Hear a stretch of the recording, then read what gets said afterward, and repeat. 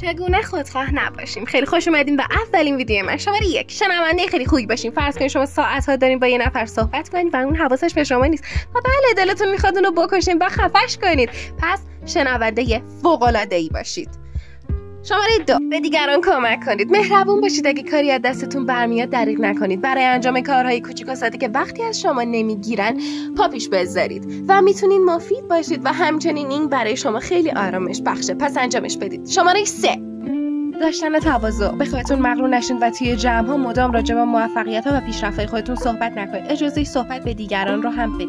خب امیدوارم تا اینجا براتون مفید بوده باشه. شماره 4 خودتون رو با دیگران مقایسه نکنید. از مقایسه کردن خودت دست بگیر، چون طمع کارت میکنه و طمع باعث میشه فقط خودت رو ببینی نه بقیه رو. همیشه هستن کسایی که نسبت بهت برتری‌های خیلی بیشتری داشته باشن. پس خودت رقیب خودت باش نه بقیه.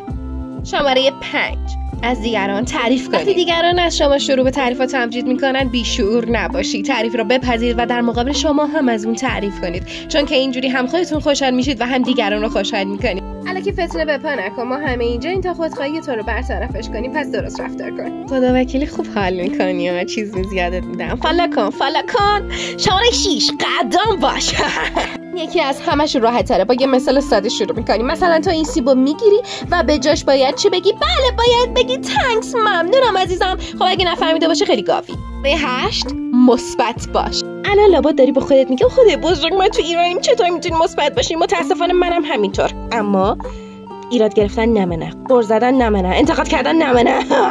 خب بریم سراغ شماره 9 همدلی. خب بیاین فرض کنیم که شما خیلی سیب زمینی هستید. قلب قشنگتون رو در اختیار یه سیب زمینی ندونه دیگه قرار میدید. اون سیب زمینی احمق میزنه قلب شما رو ناکوت میکنه. قطعا این اتفاق خیلی برای شما میتونه ناراحت کننده باشه. پس خواهش میکنم خودخواه نباشید و همدلی خودتون رو نشون بدید. لعنتی خودخواهی پایان بدی به همراه داره. خب بریم سراغ بعدی. شماره 10 نداشتن توقع. تنها چیزی که میتونم بهت بگم اینه که سعی کنی توقع و انتظارات بیجایی نداشته باشی. ممنون که تا اینجای ویدیو با من همراه بودی.